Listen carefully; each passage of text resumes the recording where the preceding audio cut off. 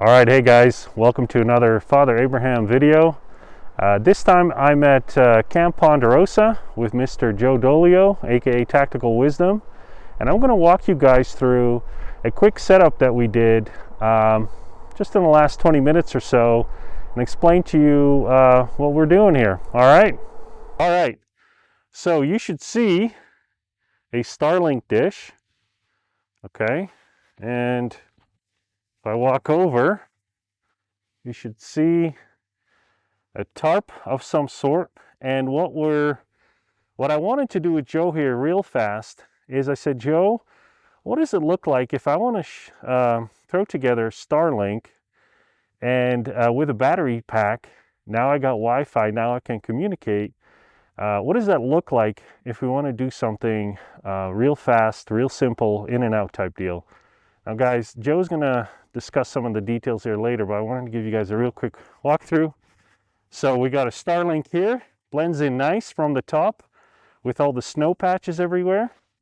You guys see that cable here should probably be spray painted green as per Joe's recommendation. And here you see a little tarp set up. So Joe teaches this course, guys. It's called Fieldcraft. Here's the thing. Think beyond Fieldcraft, okay? You can use Fieldcraft for many different things. All right, so I got my cable running to the battery pack. Joe recommends this battery pack all the time. Okay, it's a Jackery. They're absolute gold.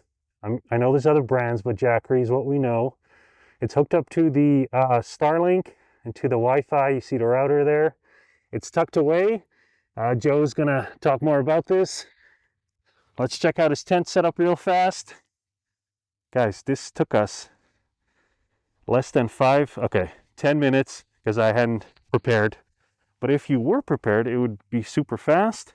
And here I have my two solar panels set up. We wouldn't be using these like this. They would be spray painted and used very judiciously because it's like a big old help signal.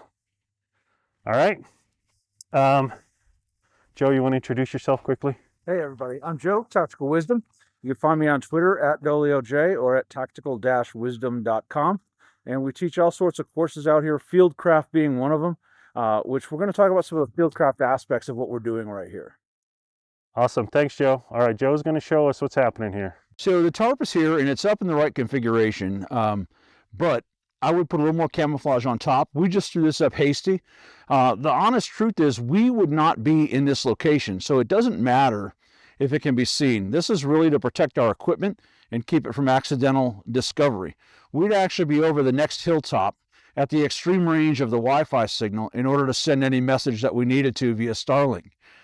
We go one terrain feature away, as long as we can still hit that router, tap out our message and send it. What you can do, you see how we have these just tied onto the tree. If you come to my Fieldcraft class, you learn how to do the Royal Marine rig, where we have your tarp set up in a configuration that will go on in under a minute.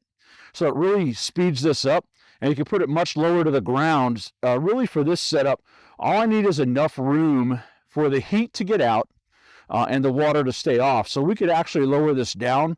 We put it up a little bit higher for visibility today so you can actually see it.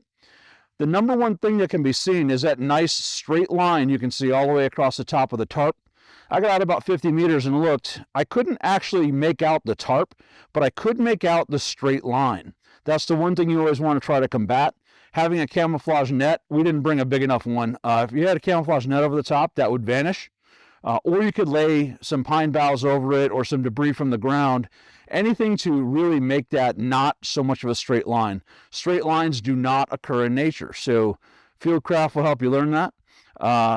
But this is a pretty darn good setup for doing field communications as a remote site.